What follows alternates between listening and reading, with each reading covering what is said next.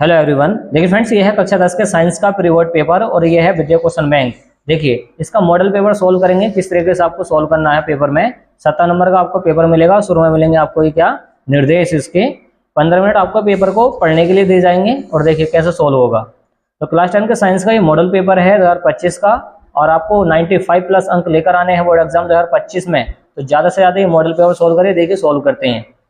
शुरू में मिलेंगे आपको ये ऑब्जेक्टिव क्वेश्चन और ऑब्जेक्टिव क्वेश्चन में ये 20 नंबर के आते हैं। शुरू में देखिए ये उपखंड नंबर काम है, ये फिजिक्स का क्वेश्चन है। पहला क्वेश्चन क्या है कि कांच का अपवर्तनांक अधिकतम होता है किस रंग के लिए? लाल रंग के लिए, हरे रंग के लिए, बैंगनी रंग के लिए या पीले रंग के लिए? तो याद रखें बैंगनी रंग के लिए सबसे ज्यादा अपवर्तनांक होता है किसका? कांच का। दूसरा क्वेश्चन ये है कि किसी पदार्थ का लंबाई L तथा परिच्छेद यहाँ पर क्षेत्रफल दे रखा है A के तार का प्रतिरोध 4 ओम है।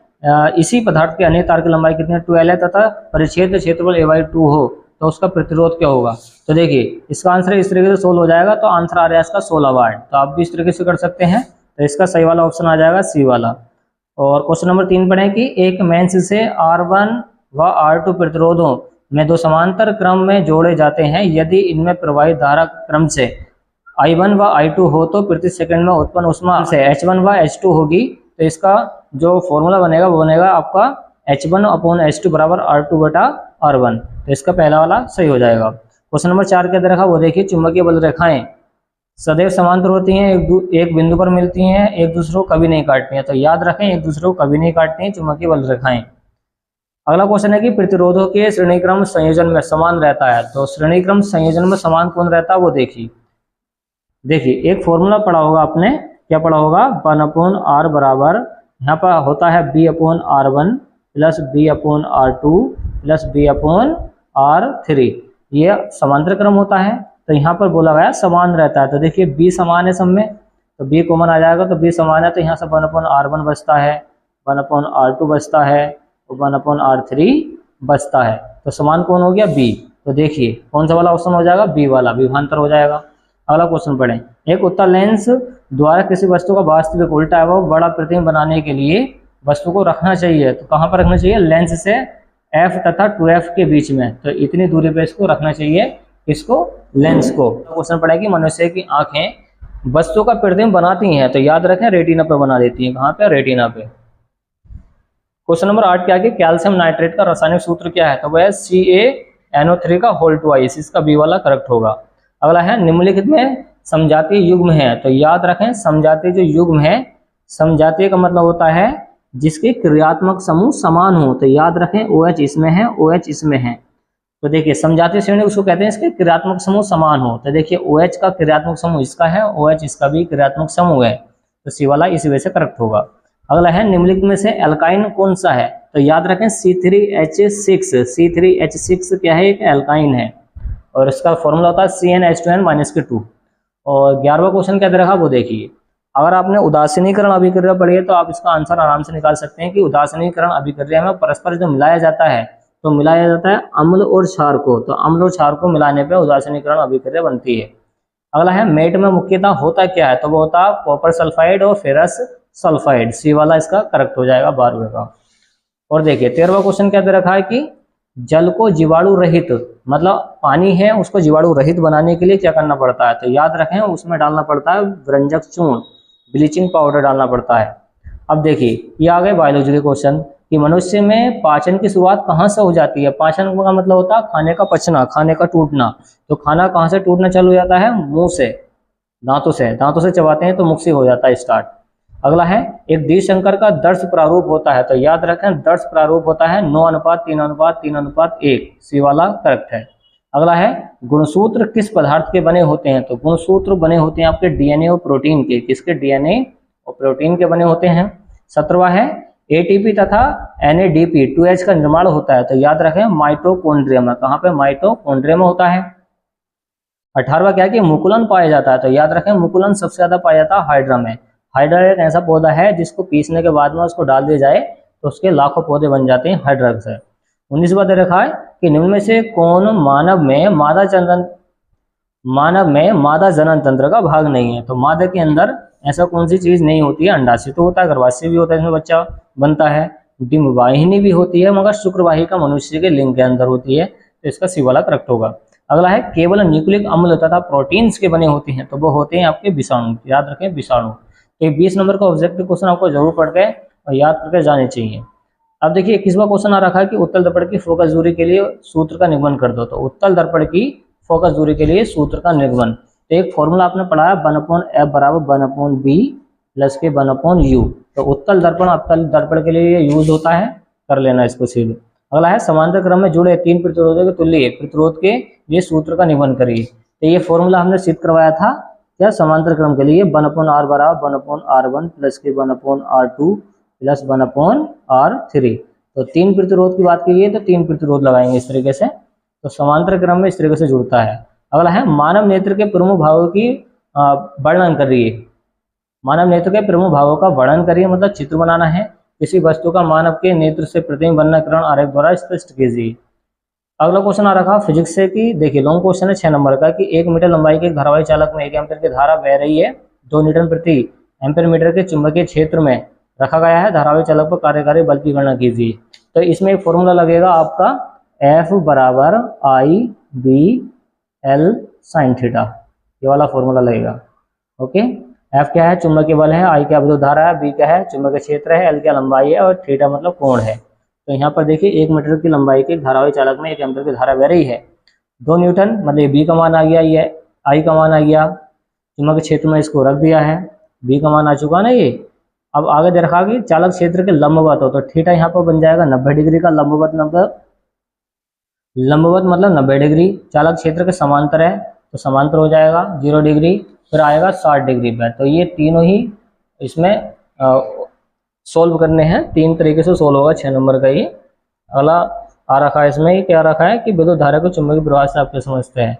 तो इस टाइप का भी क्वेश्चन काफी आता है, इसको भी आपको जरूर तैयार करके जाना है। अगला क्वेश्चन क्या रखा है, निम्नलिखित यौगिक को संरचना सूत्र लिखिए। तो प्रोपेन टू ऑल, इसका संरचना सूत्र लिखना है।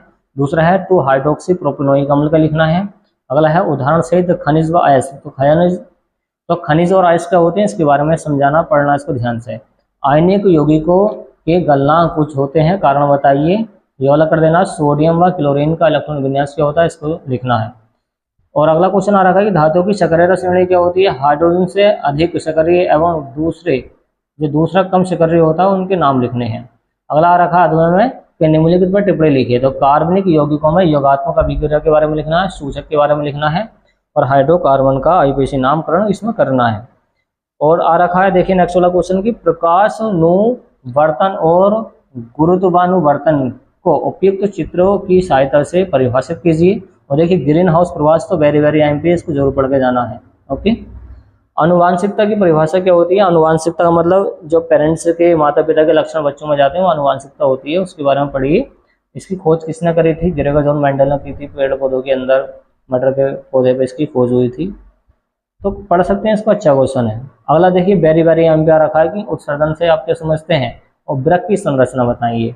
ये वृक्क की संरचना का चित्र आपको जरूर से जरूर पढ़ के जाना है, समझ के जाना है, पूरा क्वेश्चन पढ़ लेना, 6 नंबर का लॉन्ग क्वेश्चन। और ये वाला क्वेश्चन अथवा वाला भी जरूर पढ़ लेना।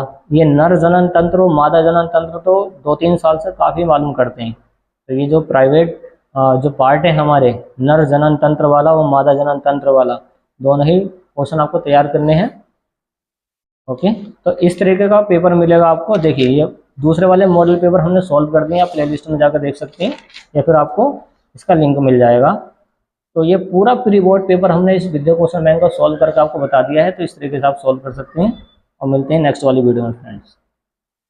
हेलो एवरीवन, देखिए फ्रेंड्स ये है विद्या क्वेश्चन बैंक और विद्या क्वेश्चन बैंक का हम समझेंगे एक मॉडल पेपर। ये मॉडल पेपर किस तरीके से सॉल्व होगा, 70 नंबर का आपका पेपर मिलेगा। तो इस तरीके से मॉडल पेपर आता है। और देखिए अगर बोर्ड एग्जाम में आपको 100/100 नंबर लेकर आने हैं तो ज़्यादा से ज़्यादा ये मॉडल पेपर सॉल्व करिए और 95% तो आपके पक्के हो जाएंगे। देखिए क्या क्या क्वेश्चन आपको तैयार करने हैं वो समझते हैं। इसमें शुरू में मिलेंगे आपको ऑब्जेक्टिव क्वेश्चन, और ऑब्जेक्टिव क्वेश्चन कैसे हल करने हैं वो देखिए। पहला क्वेश्चन इसमें बहुविकल्पीय प्रश्न दे रखा है, वो समझिए कि तारों के टिमटिमाने का कारण होता क्या है, किस वजह से तारे टिमटिमाते हैं। याद रखें वो क्या होता है वायुमंडलीय अपवर्तन के कारण। इसका सी वाला करेक्ट है, तो वायुमंडलीय अपवर्तन के कारण ऐसा होता है। अगला है प्रतिरोधक का एसआई मात्रक क्या है। तो प्रतिरोध मतलब प्रतिरोधक का एसआई मात्रक होता है आपका होता है ओम। ओके, क्या होता है? ओम। याद रखें ओम, प्रतिरोध का मात्रक होता है ओम। अगला है क्या है कि एक विद्युत चुम्बक का क्रोड बनाने के लिए सबसे अधिक उपयुक्त पदार्थ होता है। तो एक विद्युत चुम्बक का जो क्रोड बनता है वो होता है मुलायम। तो मुलायम लोहे से बनता है। ओके, याद रखें मुलायम लोहे से क्या बनता है? चुम्बक का क्रोड बनता है। इसका बी वाला करेक्ट हो जाएगा। चौथा क्वेश्चन आप पढ़ लेना। ओके, ये आपके P बराबर W से आ जाएगा। इससे आ जाएगा आपका फॉर्मूला, देखिए P बराबर होता है W/T। इसका यूज करके आ जाएगा शक्ति का फॉर्मूला। इसका सॉल्व कर लेना इसको। अगला है किसी गोले दर्पण तथा किसी, ओके चलिए, चौथा क्वेश्चन दे रखा है इसमें, किसी विद्युत बल्ब का अनुमतांक 220 वोल्ट और कितना है? 100 वाट है। जब इसे 110 वोल्ट पर प्रचालित करते हैं, मतलब चलाते हैं इससे, तो शक्ति ज्ञात करनी है। इसमें शक्ति कितनी आ जाएगी? तो देखिए सॉल्यूशन कैसा होगा वो समझते हैं इसका। यहाँ पर ये वोल्टेज दे रखे हैं 220 और शक्ति कितनी है इसकी? 100। कितनी है? 100। कितने से संचालित कर रहा है? ये कर रहा है आपका 100 कितने से? 110 से, 110 से। और कितने वाट हैं ये? 100 वाट है। 220 से इसमें डिवाइड कर दें। अब आपका 0 से 0 कैंसिल हो जाएगा, 11 दूनी 22, 2 से इसको कट कर दें 50, तो आपका 50 वाट का इसमें लगेगा, 50 वाट लग जाएगा। इस तरीके से सॉल्यूशन हो जाएगा इसका। तो 50 वाट इसका सी वाला करेक्ट हो जाएगा। तो कितनी शक्ति उपयोग होगी इसमें? 50 वाट की। अगला क्वेश्चन क्या है वो समझिए कि किसी गोले दर्पण तथा किसी पतले गोले लेंस की फोकस दूरियां 15 सेंटीमीटर है। देखिए अगर 15 सेंटीमीटर दे रखी है तो दर्पण है, दर्पण में तो माइनस का होता है, तो मतलब अपतल दर्पण में माइनस का होता है। तो अपतल दर्पण तो पक्का होगा, मतलब सी वाला करेक्ट हो जाएगा। दर्पण है अवतल और लेंस होगा उत्तल। याद रखें उत्तल लेंस में माइनस की होती है। छठा क्वेश्चन क्या है कि अभिनेत्र लेंस की फोकस दूरी में परिवर्तन किया जाता है। तो याद रखें पक्षमाभी द्वारा करते हैं। सातवां है एक टेस्ला बराबर होता है। तो एक टेस्ला बराबर होता है 10 के बाद 4 गोस के, 10 के बाद 4 गोस के, और 4 गोस प्लस का आएगा। ओके, इसका डी वाला ऑप्शन करेक्ट होगा, प्लस का 4 करना पड़ेगा। अगला है शून्य पीएच वाला विलयन होता है। तो शून्य पीएच वाला जो विलयन होता है वो याद रखें वो होता है उदासीन। क्या होता है? उदासीन। अगर देखिए 7 से कम है, 7 से कम है तो क्या होता है? अम्ल होता है। 7 से अधिक क्षार होता है, तो ये उदासीन हो जाएगा। अगला क्वेश्चन क्या है, जल की कठोरता को हटाने के लिए निम्न में से किसका उपयोग किया जाता है। तो जल की कठोरता आप दूर कर सकते हैं, क्या डालते हैं हम जल में? धावन सोडा डालते हैं। अरे धावन सोडा से तो धो लेंगे, अरे धावन सोडा से तो धोते हैं कपड़े वगैरह, तो धावन सोडा आ जाएगा। अगला क्वेश्चन क्या है कि निम्न में से किस यौगिक में सिंगल बॉन्ड COOH एक क्रियात्मक समूह है। तो ये ओइक अम्ल का है। तो ओइक अम्ल चेक कर लें किसमें? ये है ब्यूटेनोइक अम्ल में। तो ये ब्यूटेनोइक अम्ल का क्रियात्मक समूह याद रखें। प्रोपेन का आणविक सूत्र C2H8 में, इसमें क्या है? इसमें सहसंयोग आबंध कितने बनते हैं? तो याद रखें 7 बनते हैं। कितने बनते हैं? 7। अगला है श्याम श्वेत फोटोग्राफी में प्रयुक्त होता है। तो याद रखें सिल्वर क्लोराइड होता है। अगला है मुद्रा मिश्र धातु है। तो मुद्रा के अंदर आपका जो यूज होता है वो कॉपर यूज होता है, और क्या होता है? जिंक होता है और टिन होता है। तो डी वाला उसका ऑप्शन करेक्ट हो जाएगा। अगला क्या है, स्त्री में लिंग गुणसूत्र होता है। तो स्त्री में जो होता है आपका होता है XY। याद रखें XY होता है। अगला है गुर्दे की इकाई जो उत्सर्जन प्रक्रिया में भाग लेती है। तो गुर्दे में आपका द्रकाणु होता है वो। अगला है वे पदार्थ जो जैविक प्रक्रम द्वारा अपघटित हो जाते हैं कहलाते हैं। तो वो कहलाते हैं जैव निम्नीकरण। क्या कहलाते हैं? जैव निम्नीकरण कहलाते हैं। अगला है इनमें से कौन आहार श्रृंखला का निर्माण करते हैं। देखिए घास को बकरी खा जाती है, बकरी को मानव खा जाता है, तो ये आहार श्रृंखला का निर्माण हो जाएगा इस लाइन से। अगला क्वेश्चन क्या है कि मनुष्य के गुणसूत्रों की संख्या कितनी होती है। तो याद रखें काफ़ी बार मालूम किया गया 46 होती है। कितनी होती है? 46। निम्न में से 19वां क्वेश्चन है कि निम्न में से कौन मानव में मादा जनन तंत्र का भाग नहीं है। तो याद रखें कौन सा नहीं है? शुक्र वाहिका, क्योंकि ये मनुष्य के अंदर होता है। शुक्र वाहिका मनुष्य के अंदर होता है। अगला है पौधों में कायिक प्रवर्धन के लिए कौन सा भाग अधिक अनुकूल है। तो कायिक प्रवर्धन के लिए मतलब सबसे ज़्यादा जो तना उग के आता है वो आता है जड़ से। जिससे जड़ से, तो सबसे ज़्यादा कायिक प्रवर्धन जड़ में होता है। और ये देखिए ये लघु क्वेश्चन है कि अभिसारी किरणों के मार्ग में अवतल लेंस रखने पर किरणें लेंस से 20 सेंटीमीटर पीछे एक अक्ष पर फोकस हो जाती है। तो फोकस दूरी है। तो इस तरीके से ये न्यूमेरिकल सोल्व कर सकते हैं। और ये भी न्यूमेरिकल है एक, और ये भी न्यूमेरिकल है कि विद्युत विभवांतर की परिभाषा लिखनी है, मात्रा बताना है, और इस तरीके से मान के रखें और ये न्यूमेरिकल सोल्व करना। अगर ये न्यूमेरिकल आपसे नहीं आते हैं तो बता सकते हैं कमेंट बॉक्स में, इसको अलग से सोल्व करा देंगे। अगला है प्रकाश के परावर्तन के नियम लिखिए। तो प्रकाश का परावर्तन आपका पता ही है कि जब प्रकाश की किरणें किसी चिकनी सतह से टकराकर उसी माध्यम में लौट जाती हैं, इसको बोलते हैं प्रकाश का परावर्तन। और आपतन कोण का मान और अपवर्तन कोण का मान बराबर होता है, ये इसका नियम है। मतलब कोण आई बराबर होता है कोण आर के। आगे ये न्यूमेरिकल है, न्यूमेरिकल आपसे आना चाहिए। ये फिर से न्यूमेरिकल है चित्र वाइज, चित्र को ध्यान से सोल्व करना है। ये आपको समांतर में सोल्व करना है, ये समांतर में, फिर बाद में श्रेणी में। याद रखें ये समांतर में मतलब इसका यूज होगा 1/r बराबर 1/r1 प्लस 1/r2। इसका यूज होगा 1/r बराबर 1/r1 plus 1/r3, 1/r1 plus 1/r2 plus 1/r3। तो इस तरह के समांतर क्रम में हल करके जो आंसर आए दोनों को जोड़ का आंसर। ओके, इस तरीके से आप सोल्व कर सकते हैं। अधवा में दे रखा कि परिनालिका किसे कहते हैं, परिनालिका चुंबक की भांति कैसे व्यवहार करती है। तो ये आपका न्यूमेरिकल है, इसको सोल्व करना है, ये डेरिवेशन है। अगला क्वेश्चन है, ये है आपका केमिस्ट्री का। क्या है क्वेश्चन वो देखिए। निम्नलिखित पर संक्षिप्त टिप्पणी लिखिए। तो द्वि विस्थापन अभिक्रिया कैसे करते हैं, इस पर टिप्पणी लिखनी है। योगात्मक अभिक्रिया कैसे करते हैं, इस पर टिप्पणी लिखनी है। तो ये आईपीसी नाम आपको समझने पड़ेंगे ध्यान से। ये आपको आसान तरीके से सोल्व करा दिया जाएगा इस चैनल पे। आप चैनल को सब्सक्राइब कीजिए। चलिए अगला क्वेश्चन है, संक्षारण किसे कहते हैं। संक्षारण का मतलब होता है एक तरीके से जंगाल जो लगती है। ये सब आपको बता दिए जाएंगे क्वेश्चन आसान तरीके से। अगला क्वेश्चन है कि निम्नलिखित का रासायनिक समीकरण दीजिए। तो ये एथेनॉल सोडियम के साथ अभिक्रिया करता तो क्या होता है, मेथेन को वायु में जलाया जाता तो क्या बनता है। तो ये सारी क्या है, अभिक्रियाएं हैं। ओके, अगला क्वेश्चन क्या है, निम्नलिखित पर टिप्पणी लिखिए।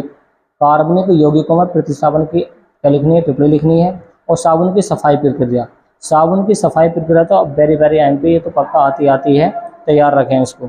और ये साबुन की सफाई प्रक्रिया आपको जरूर से जरूर तैयार करनी है। और देखिए अगला क्वेश्चन क्या रखें, ये है बायोलॉजी की। क्या है, गुणसूत्र पर संक्षिप्त टिप्पणी लिखिए। तो गुणसूत्र क्या होते हैं, किस प्रकार के होते हैं, कितने प्रकार के होते हैं, XY क्या होता है, ये सब आपको पढ़ के जाना है।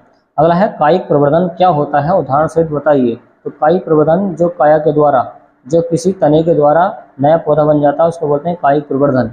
अगला काफी बार पूछा गया कि मादा जनन तंत्र का स्वच्छ नामांकित चित्र बनाइए और इसका संक्षिप्त वर्णन कीजिए। तो मादा जनन तंत्र क्या होता है, इसके बारे में पढ़ना ध्यान से।